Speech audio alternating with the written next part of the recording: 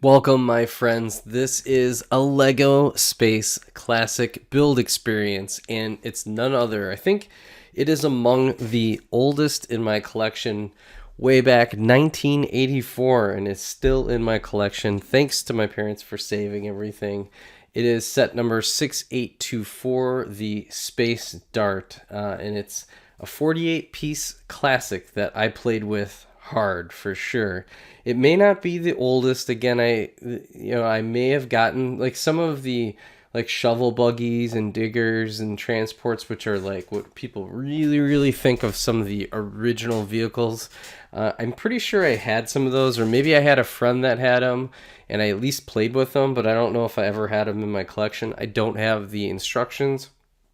I'm going to try to rebuild some of those sets, but right now I'm sticking for the ones that I have instructions. And so without further ado, let's build the Space Dart. Now, instructions back in the day were a little bit I know they were simplified and very all on kind of one page. They didn't have the page by page flipping, so it's been a little challenging sometimes with the build techniques, but it's just amazing what they did with little parts that they had back in those days. One thing is that we made in advance the blue space guy, which this came with. I don't know if this may be a more recent person. It's probably not one of the older ones. I do have a whole collection of blue space guys, so we're good. So let's get after this. So we start with oh boy, I've got runaway parts already. I've got like a pile of my. I've been kind of taking my collection and slowly separating out some of the known classic space parts, especially some of these really cool prints and stuff like that. I did do a review because I consider this. I think of the original space, much of it as kind of the original microfighters, and I'm sure that some of the designs have some parallels. One thing to note is that there are a couple substitute pieces. It's hard for me to kind of go through my collection and completely, like the grays are slightly different. There's the older style gray versus the newer style gray.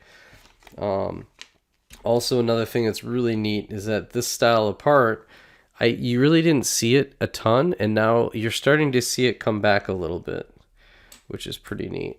I think it's really cool when they recycle back with some of those older parts. I feel like Lego at one point probably got into it may have been it got them into a little bit of a pickle, especially as you go into some of these other themes, like Ice Planet and others, where you have to use a lot of unique parts. That can be expensive, especially if you're not passing that expense off. So look at this technique. It's pretty neat. You build like a center, and then this kind of plops right down and becomes the wing, just like that. And then, of course, this type of part has been used forever, ever and ever. And early on, Space took it full advantage of how awesome the headlight bricks. These are still being used and are probably one of the more important parts for Lego out there in terms of being able to, again, all of these things, when you create like that indentation, it changes the math on things. There we go. So we got two of these. Now it looks like they want us to go. Okay, so these go forward like so. Well, that's kind of cool.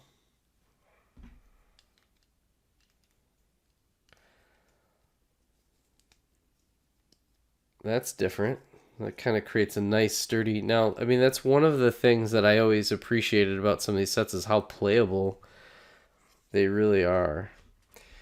And let's put these. And I always appreciate some of the translucent parts. We've got the red, the green is great. You don't see a ton of that anymore, but I think that's a great part for sure.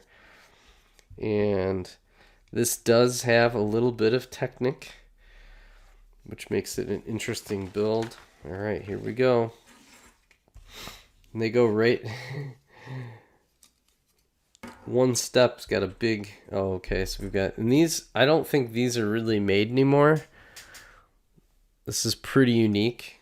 And as a retired part, I guess we could probably look up the parts and see. In Brickset, it's got links to Bricklink. And then Bricklink has kind of an overview of the parts history, which is something I may do on the channel coming up pretty soon. I may actually do somewhat of a... Okay, we got some clips. I may do kind of the like part by part. That might be something I've been looking for ways to maybe create like a series of shorts. And I'm thinking about doing it based on parts and kind of going over the value, some of the colors, some of the variety of sets that it may be in, and then talk about maybe, how long it's been out there kind of stuff. So just some real quick fun facts on the parts themselves, and some of these cool space parts I think people would really like to hear about.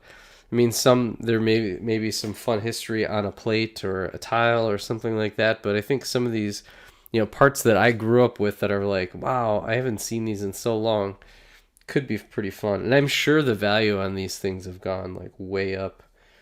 Okay, so now, we got fumbling. We're fumbling. Okay. Oh, and I screwed up. I'm actually supposed to put this on there, then this on there, and that goes there. So this goes like that. And like that. Okay, cool. All right. So now we're building the nose. This is really cool because it really is almost an action feature, which is real neat. So in here, we set up a pin, and then you just drop it right on here.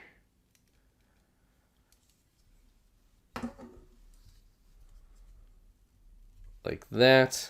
But the cool part is that because it's connected in, it actually spins. So it makes for a cool effect when you're playing it as a kid. So that was a lot of fun. Let's see. Okay. Oh, there is more to go. And we're building these little blasters on the sides here.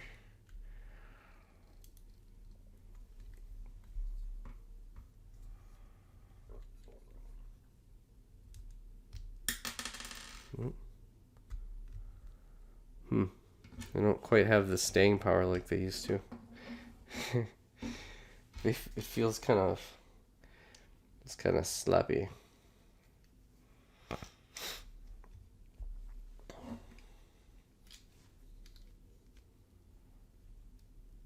Yeah, so that one, huh? I